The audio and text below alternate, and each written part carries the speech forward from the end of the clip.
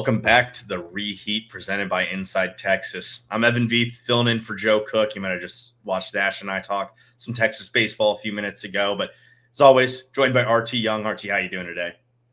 I'm good, Evan. I'm having an Anchorman where Brick, Steve Carell says, "You're not Ron." I'm kind of having one of those moments. You filled in for me several times in my chair on the Reheat, but I don't think I've ever done a Reheat without Joe. So I'm having with you in the "You're not Ron" spot right now.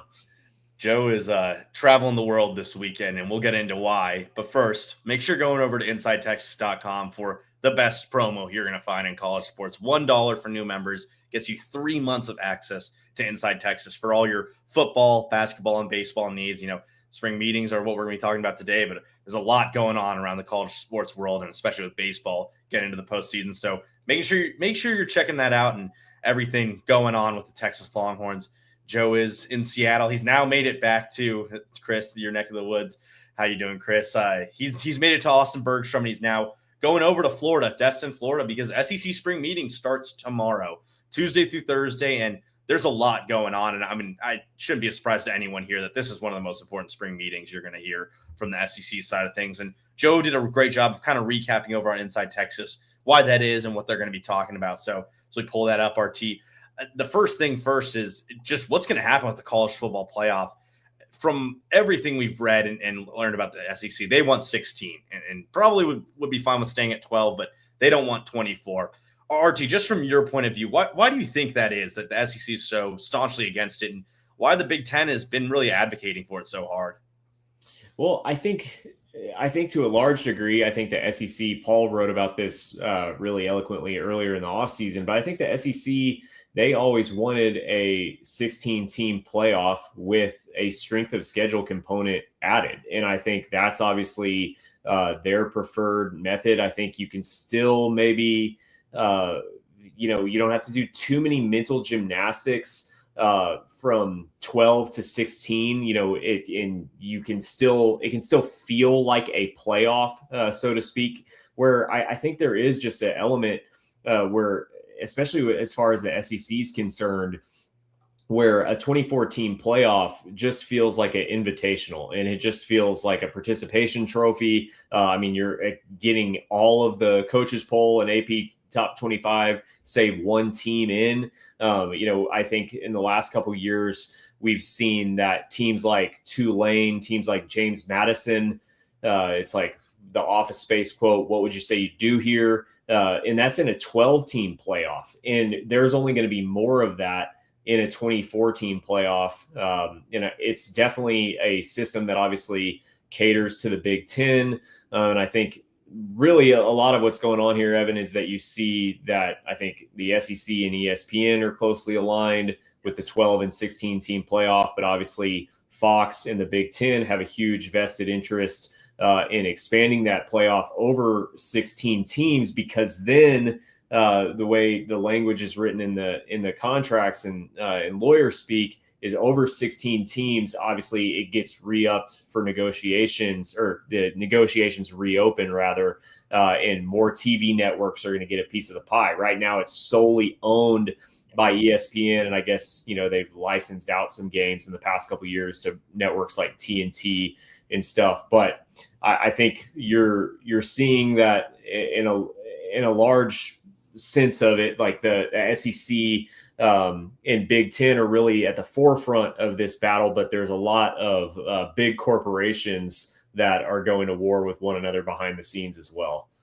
I think Greg Sankey's biggest fear is that programs who have been historically good but haven't been NIL players, Iowa, Wisconsin, Michigan State, Nebraska, definitely Illinois, if those teams start believing that they can pay up to get into this playoff every year, and suddenly they're a 10 deep league, that's going to be scary for the SEC, who kind of prides themselves on, all right, we're 14 deep every year with our group. And maybe you guys have the championships, but we have that 7 through 12 that's better than what you guys have. And if those teams start feeling incentivized to pay up, we'll see what happens. And that probably does not go in the favor of the SEC or ESPN.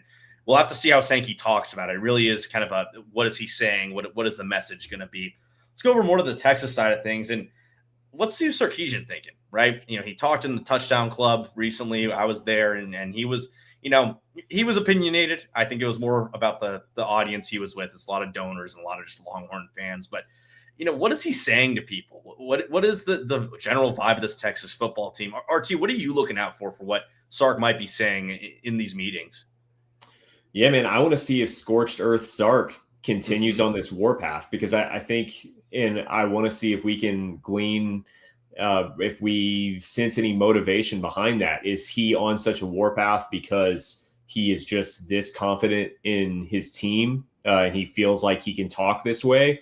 He obviously maybe looks back at 2023 when I think he was really confident. He used language for the first time like, this is my team now. And he really talked, he didn't mince any words as far as like winning the Big 12 was part of their goal. And I think he realizes that a lot of times his Texas football teams play better when there is, a target on their back, when they can actually then go on the offensive. So I'm interested to see if Scorched Earth Sark remains. But then I also am like, is he talking like this because maybe he's a dude on borrowed time? Like, are there some Last Dance vibes with this Steve Sarkisian that we're seeing in Austin? Last year of Colin Simmons, last year of Arch Manning, most talented team he's probably ever going to have. There's obviously the NFL, whatever that was last offseason. I don't know. I just wonder, like, is he talking this freely because there's some other motivations there, because he feels like he can, but then he also said, I want to retire at Texas. So who knows? That's just me speculating as a fan. But then I think there also is a huge part of Steve Sarkisian that really does care about college football, and he loves it. He's a historian of the game. That's one of the things I really admire about him. And I think there is part of him that is using his platform to spur change. But I look at those as sort of like three forks in the road, or three different directions this can take. And I wonder which one of those avenues he's going to lean the most firmly into as he continues on this warpath. Yeah, I think right now you're looking at a coach who, no matter what he says, it's going to be scrutinized and be under a microscope in some sort of way. And I wonder maybe if when he's around these other coaches, he takes a little bit more of the, like, hey guys, it's just the offseason. We're having fun here. And at the end of the day, like, and we'll talk about it probably a little bit later, like these Ole Miss comments, like who knows if that ends up coming back to haunt them on the field, or if, there might be some violations that have been broken, which we'll get into the Pete Nakos article a little later on. But let's talk some hoops. And, well, actually, I guess I forgot right here that it was the Ole Miss part. So let's talk about it right now, since it's right here. Lane Kiffin said that he couldn't recruit players to Oxford because of its kind of racial past and some of the problems with the culture there. And then Sark, not very long later, said that they were doing basket weaving, and that's how they get players to come along. So, yeah, how is everyone going to get along, RT? Do you think there's maybe going to be some shots thrown from Golding and maybe some response from Ole Miss's AD? What's going to happen? What's the general vibe going to be with these coaches? Man, well, one thing that you look at somebody like Steve Sarkisian and you compare him to a coach that Texas had in the past, and Tom Herman, and you just see the stark differences between the two. Like Steve Sarkisian, he is firmly in the coaching fraternity, and he cares about the coaching fraternity. I don't really view his comments about Ole Miss. Obviously, John Summerall had some at Florida. He had some comments about it, sort of defending Ole Miss. But I don't think that anything Sark has done has like violated any sort of unspoken code. What's the term they use in the mafia about, like, you never rat on your brothers. I've seen too many mafia movies for me not to remember the omerta. Is that what it's called? But anyways, Lane Kiffin is a completely different animal, because I think he is using whatever he can possibly use to justify his decision and how he was able to convince himself to stab a team in the back that had a chance to win a national championship in Ole Miss. So I think his comments are a little bit different. I obviously think there's going to be no love lost between him and Pete Golding, and obviously the fans and the administration of Ole Miss, and that ship has sailed out to sea. But as far as Sark getting along with other coaches, I think he's pretty firmly in the fraternity. Does he get along with Mike Elko and Brent Venables? I even think that they could probably have like a friendly coaching drink together, and that they could get along, obviously, even though they're rivals off the field and on the recruiting trail. But I think it'll be okay. What about you? Yeah, I think maybe this will be where Golding gets his lick back, throws a jab, throws something probably more at Kiffin, I would assume.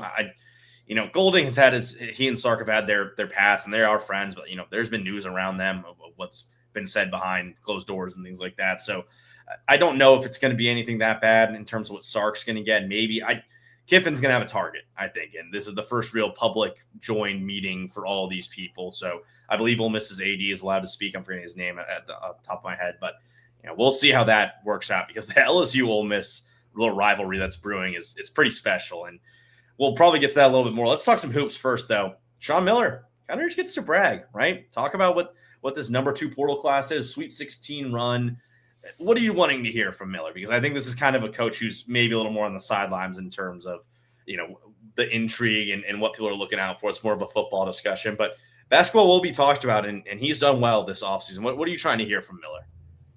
Man, honestly, Evan, I was so out of sight, out of mind that college basketball was going to be talked about at these spring meetings, that until I read Joe's article, I hadn't even really considered it. But I guess I want to hear on, in the same way we heard Sark talk about instituting the culture days and how you build team culture earlier in the offseason. I think that's Sean Miller has a almost completely new team coming in next year. He obviously has Ogden and Austin Gooseby, and he has the transfers like David Punch and the Colorado guard. So it's going to be a completely new team that's going to have to gel together. And just wondering almost more on his modern takes on transfer portal philosophy of like, how do you get a team that is not going to play together for multiple years? That's really not the case anymore in college basketball with the transfer portal and with recruiting. How do you get them to gel? How do you start to get them to build chemistry off the court and on the court? And as an offensive coach too, how do you get them to buy in to an offensive system and play well together? So maybe if he touches on his philosophy on that would be what I'm interested in hearing. But man, you got to think he's excited that maybe after Texas dropped that last home game to OU earlier in the season, he's like, oh man, how am I going to have momentum this offseason? But nothing like a good Sweet 16 run when you're a Cinderella to really cure that, because obviously people are excited about Texas basketball again, and we're willing to invest in the program to get Sean Miller the NIL just resources that he needed to get some of these big transfers. So excited to hear him talk about that too, just what the support was like in the offseason.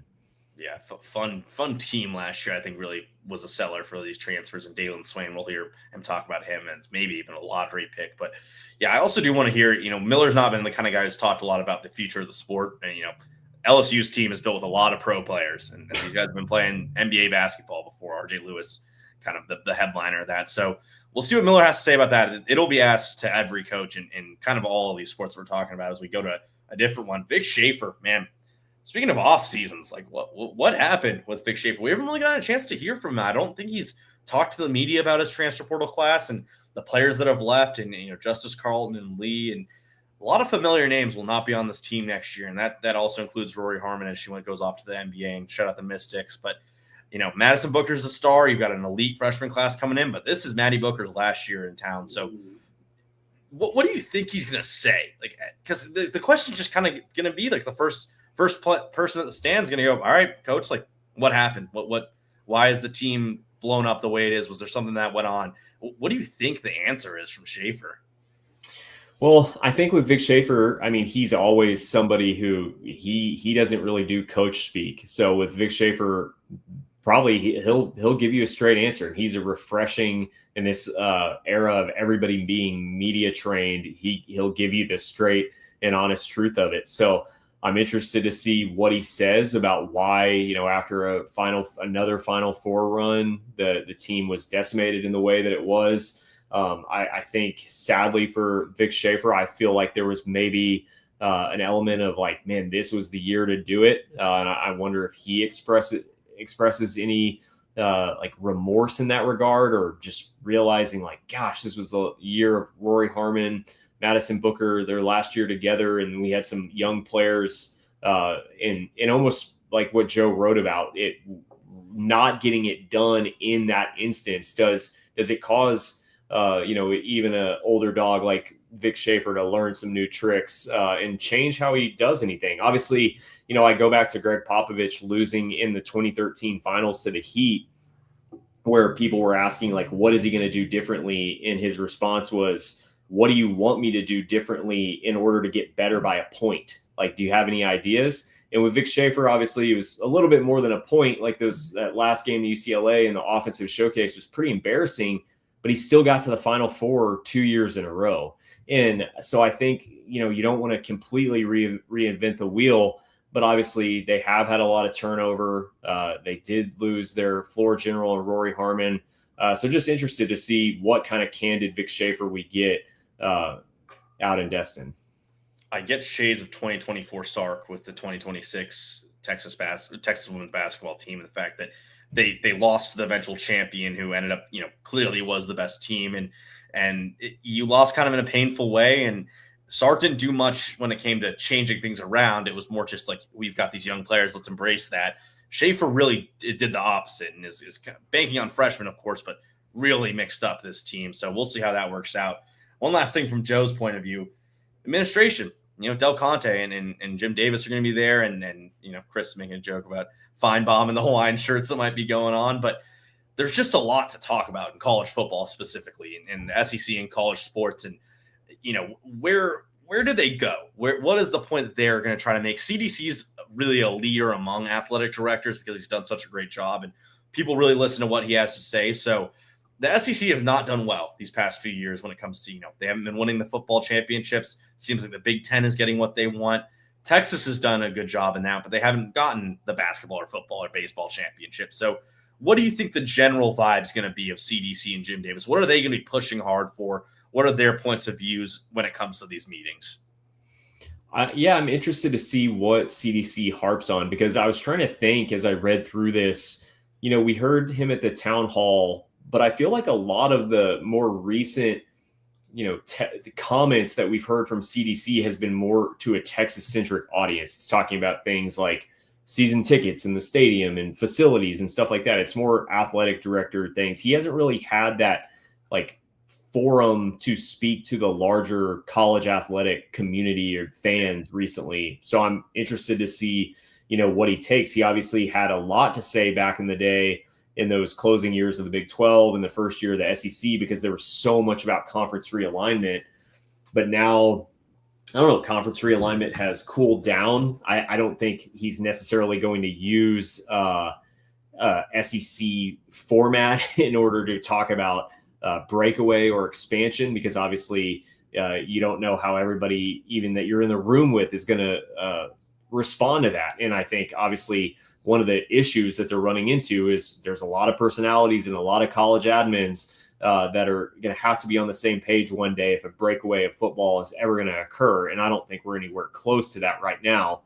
But I'm interested to see, does he talk about the playoff? Does he talk about NIL and how we've really seen nothing change from the House settlement and these things that were supposed to be landmark things that brought order to a wild, wild west. So yeah, I'm just interested to see, does he take a platform? And if so, what is it?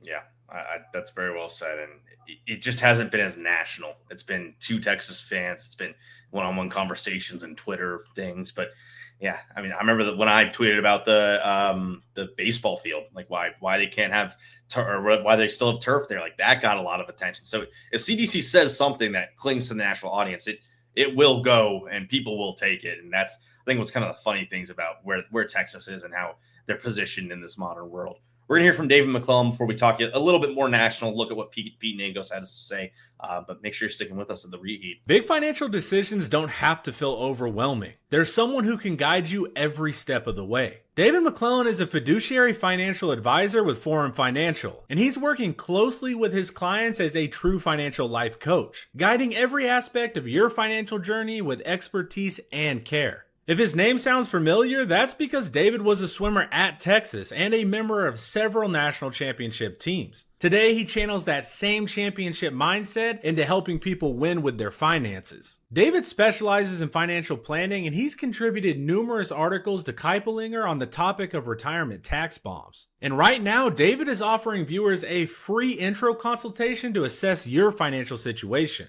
Do not miss this chance to get personalized guidance from a trusted expert. To schedule your free consult, email David at dmcclellan@forumfinancial.com, or you can call him directly at 312-933-8823. The contact info is in the description.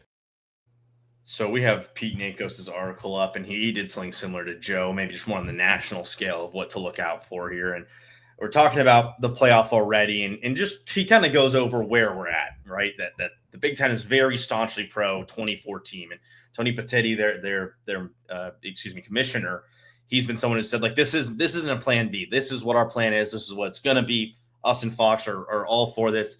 If it's not going to be this, we'll stick to 12, whatever. 12 works for us. Whereas the SEC, like, 16 is what they want. And here's a quote down here. At 9-3 in the SEC, you should be in the CFP.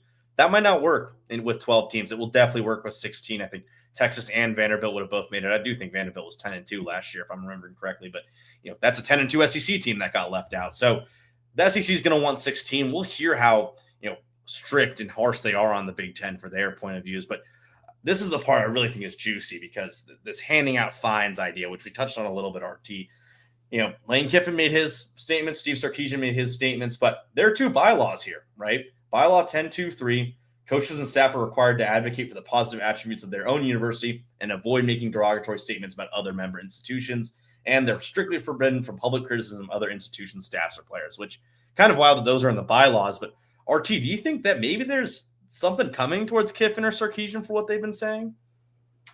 I don't know. I hadn't thought about that. I think Greg Sankey has always done a good job of making sure that his member institutions are pretty aligned and walk in lockstep with one another. I mean, you look at how when Ross Bjork was the A&M athletic director and he spoke out against Texas and OU joining the SEC when no one else did, and how that was looked at amongst, like, Greg Sankey didn't like that, because when that was leaked, it was the ball was pretty far down the field. It was close to the end zone at the time, and for A&M to leak it and then try to squash it at the last minute due to public outcry, I don't think that was received very well. So I don't know if it'll go as far as like fining them, but I mean, I can't ever think of a conference commissioner using their platform to do that in the past. Maybe one of our IT historians could correct me on that if that's ever happened, but maybe a firm slap on the wrist and a warning that, like, this will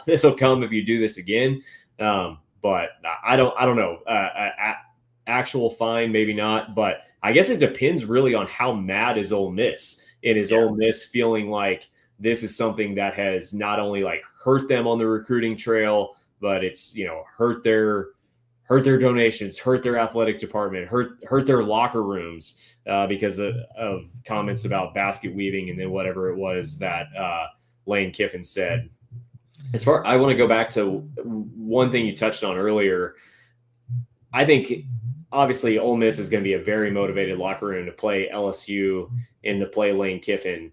It's going to take a very motivational coach, in my opinion, to get an Ole Miss Rebels team riled up even more than they already would be about a basket weaving comment. I don't think that's really going to be something that necessarily has the Rebels players foaming at the mouth when they come to Austin to play Arch Manning and the Longhorns. I think they're just going to be fired up to play the Longhorns because it's the first time that most of those players will have done so, and people like facing off in cool helmet matchups. And I think where it stands in the season, it's going to be a very important game for both programs in the SEC. But I don't think the basket weaving comment, I mean, is that really going to is the one guy Oh no, on he called the him dumb.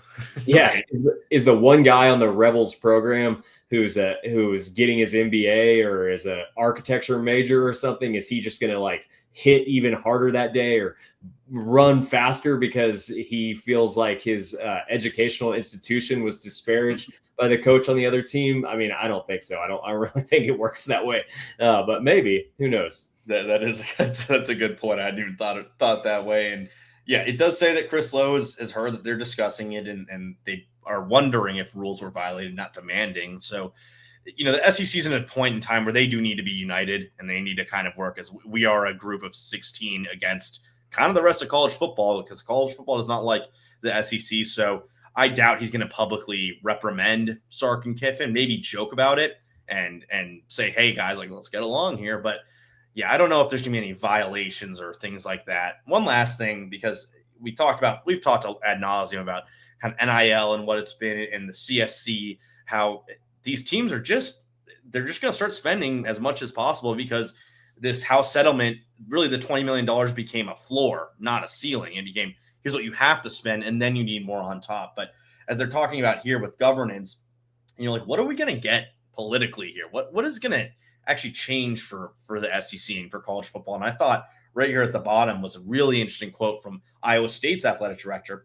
Let the SEC, and kind of insinuating maybe the Big Ten as well, break away. We should break away from them. They're not going to like it when it's just 20 people playing the sports in their conference and it's not the NCAA. But RT, what is the future of how politics and college football work together? Is there ever going to be a way that, they're going to be able to work jointly and find a way to cap NIL spending? Or is this just going to continue being the Wild West as we know it? No, I don't think so, Evan. And I feel like I devoted a lot of time, you've done Trey Elling's show on Austin Radio before, and I was on that for about a year with him and Bill Frisbee's great show, Sport of Life.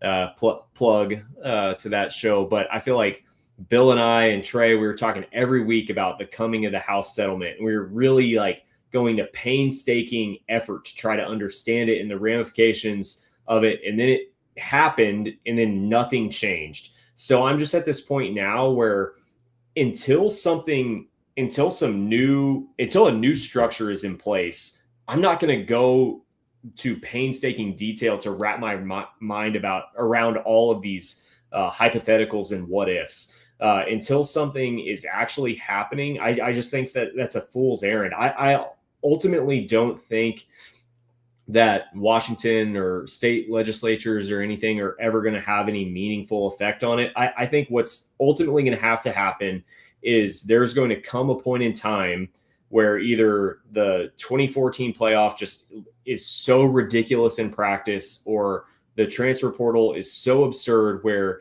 you eventually get a handful of people in a room together. It looks like what happened in the Premier League in the top flight of English football back in the early 90s. You get those 6 people that matter in a room together and they decide, hey, we're breaking football away from the rest of the NCAA. And we're going to do it. And it's going to be these member institutions. And maybe there'll be some, promotion to relegation or some ways for other teams to play their way or buy their way in. But it's going to be this X, Y, or Z amount of teams. And that's how it's going to be. But I think we're a long way away from that because we can't agree on a playoff.